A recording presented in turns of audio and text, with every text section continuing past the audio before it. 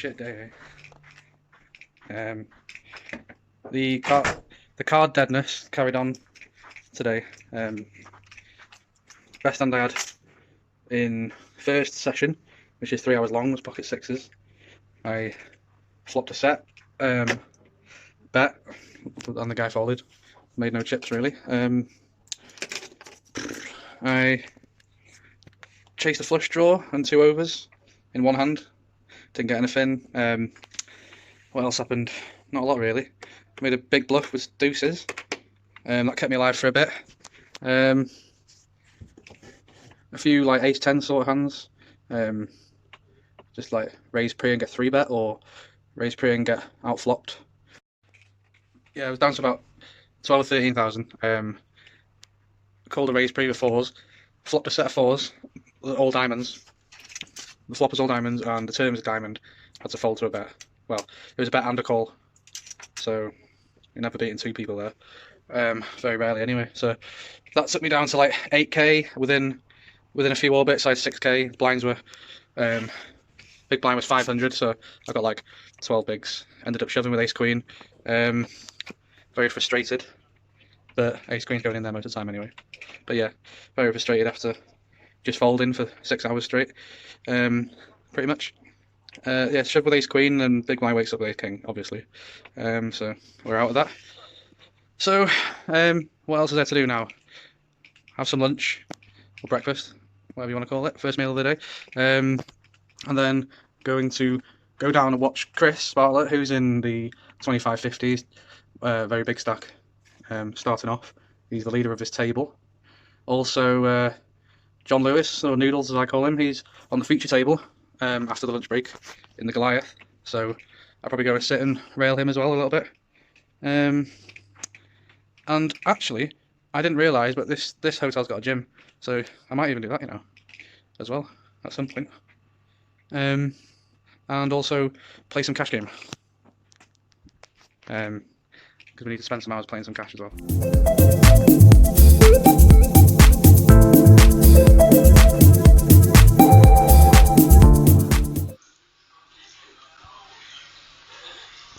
Cowboys for John. Opens under the gun. Rian go on, Johnny boy. Make the call, and Sean. Oh, he's got the all in. I'm praying that we see a flat from John here with the kings. Don't raise, just a flat. However, it looks like John's. I thought for a second he went to fold there, but yeah, he does just flat. I like this a lot, and get the player in behind us. No and 3. We're going to go 3-way to the flop, and then we can just lead out on all flops on ace high. Pocket 3s. Unless it comes like king deuce deuce, obviously we're going to throw in a little check, but king 3 to the flop, and there we Good go. Flop. So we've just made an extra 5k just from that flat. We can now lead this flop, and we're going to be all in heads up against Sean. And he's played it right. He's bet it. Cheers, Mitch. Glad on, you're John. enjoying the coverage. Honestly, any questions, anything you want to go over, any advice, always happy to give my point of view. The thing about poker is such a great game. There's so many different perspectives on different hands, and What's he got? you've got to be like a sponge in the game. Nines. You've got to listen to all different perspectives. Don't want to see a 9. Of different players. And just going to 5. cover this all in. 5 on the turn. Sean needs a 9 to 2 keep out. his tournament alive. Booyah. And it's a 7. 3s would have actually got there, but we're going to lose Sean Blackshaw from the tournament. Kings take that pot. But the great thing about poker, like About 95k when now. you first start out, and like the first 6 months, and you're learning the game, you start learning again about it.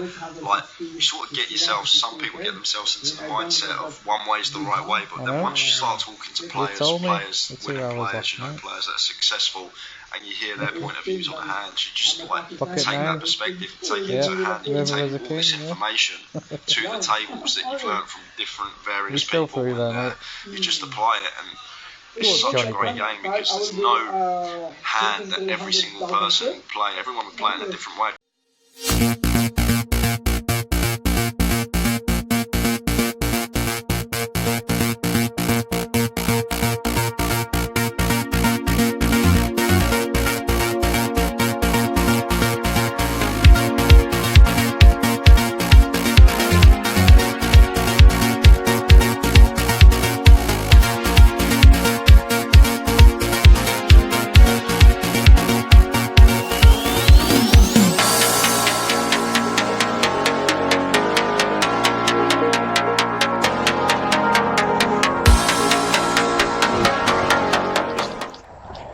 just got out of the gym, well, earlier, about half an hour ago.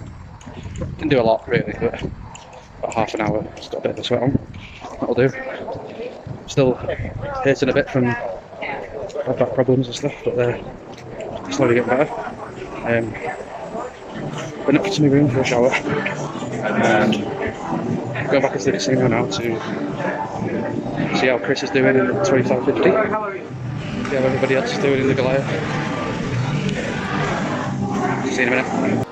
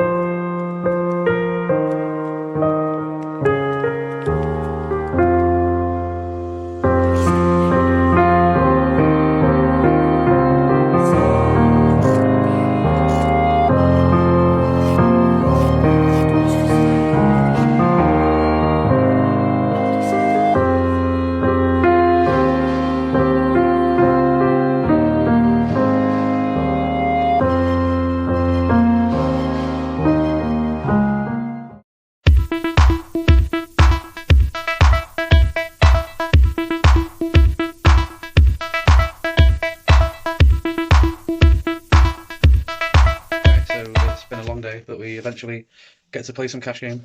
We sit down with £111. The bankroll was 511, so we just sat down with 111, you know, to make it an even number. So there's this crazy drunk guy, just like full on loon mode, just being an idiot on our table, being really rude to the dealer, being really rude to some of the female member of staff. We eventually get into a pot with him just because we hate his face, you know, basically. Yeah, so this is how that one played out. Okay, so this is the hand with that guy, that drunk guy. It's nothing massive or special, but it's just a move I wanted to make on him because we hated him. So we straddle £2. Person next to us calls, but then the drunk guy raises to 10, which he was doing pretty much every hand. Sometimes he wasn't even looking at his hand either. He was just doing it. He was just being a dick. He was ruining the game. Everybody was really frustrated with him. Everybody was verbally frustrated with him. He had many complaints about him from players at the table. Anyway, I just wanted to outplay him. So we get dealt the Liverpool nuts. So you got the call and the raise. It folds all the way around. We call, and the guy in seat 6 folds, so we get a heads up, which we want. It's a pretty good flop for us, 6-8-2. So obviously if he's got any high cards, it's a really bad flop for him. Plus the fact that he could have any hand, because he's just an idiot. He's shown more bluffs than he's shown value hands. So we check it to him with a plan to check raise, because he's very aggressive and very likely to bet.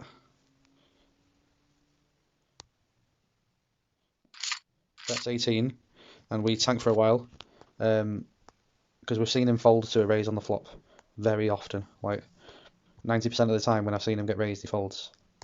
So, and the fact that it's not a bad flop for our hand. So we raise to 53, put the pressure on, and he does fold. We get that small pot, and a lot of satisfaction. We show the hand, everybody's like, oh, well done. And that was the end of that one. Yep, so then we play on for about an hour, and as complete opposite to the tournaments we played, we actually start getting some really good hands. We get, ace king, ace queen, quite a few little pairs. We win the odd small pot, and we miss the odd set, so our stack doesn't change that much. But it is very nice to start getting dealt some hands again after how we've been running the last couple of days. So the next hand we get into is actually with John Paul, who was on the feature table earlier on. He eventually comes and sits down at our cash table, and very good friend of ours. We have a good laugh together. We take the mick out of the drunk guy. John stacks him earlier on, and he's up to a good amount of chips. And then John gets unlucky a couple of times, and he's down to quite a short stack. And this is a hand that we play together. So in this hand, we're in the big blind. We get dealt. We get fours. There's a raise to £3 and 3 callers. So getting a great price to hit a set on the flop. No need to re-raise. I don't think I would with fours anyway in a lot of situations. So yeah, we see the flop.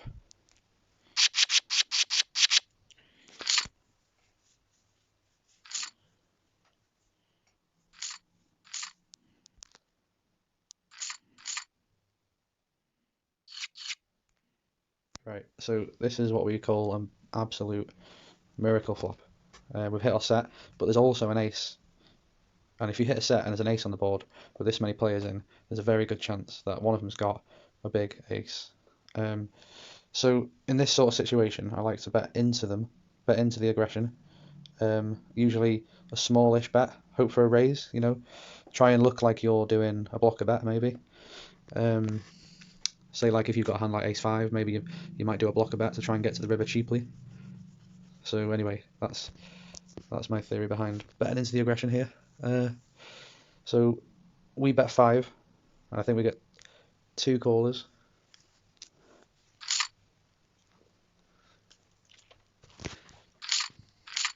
As soon as you get 2 callers, you pretty much know people have got an ace here. Turn is a great card. Obviously we fill our full house, and anybody who has got an ace now is just not going to fold a lot of the time. The only thing we need to be worried about is if they do have trips and they fill up to a bigger full house. But we're not too worried about that, as we think we've hit the lottery here. We bet out £10. We get a fold, and John has only got 25 left, so he puts it in, which is totally fine. Obviously we call. He's just got ace 5, so no help on the river. He could have caught an ace. He could have caught an 8 or a 5 as well. So we did have to dodge a few more outs than we thought. But yeah, we get the pot there, and we make nice moves up to a decent stack now. So just a few hands later, we get involved in our last big pot of the night. A lady who's clearly got money comes from a different table with a rack of chips. Very likely to be a higher stakes table by the amount of chips she had. Maybe that game broke. Anyway, she's been at our table for about 6 or 7 hands, and she's clearly gambling. She's put about 400 or 500 chips in her pocket, and just sat at our table with about 100. And at the start of our hand, she's got about 90. So this is how that hand plays out. We get our first big pair of the whole time we've been down in Coventry. I don't know. We've probably played, I don't know, 500-600 hands or something, and we finally get pocket queens, which is very nice to see. Anyway, the rich lady raised 4 under the gun, and I don't think she's folding to a big raise. So I raised to 15. I don't think there's much chance she's folding. She's gambling a lot. She's calling everybody's raises. She won some pots as well, but she's definitely gambling. So she calls my 15. Now the flop is pretty dry in my eyes, because hands that she'd be calling a big raise pre with. I mean, she is gambling, but she is having hands as well, and I don't think she's going to be calling pre with, ace 7, or 7-8 or something. I can't put her on a 7 anyway. Anyway, she checks into me, so I bet 22, and she calls, and that does worry me a little. I'm thinking, what kind of hands can she have? Maybe a pocket pair, maybe 10s, maybe 8s, maybe hearts, maybe ace king of hearts or something.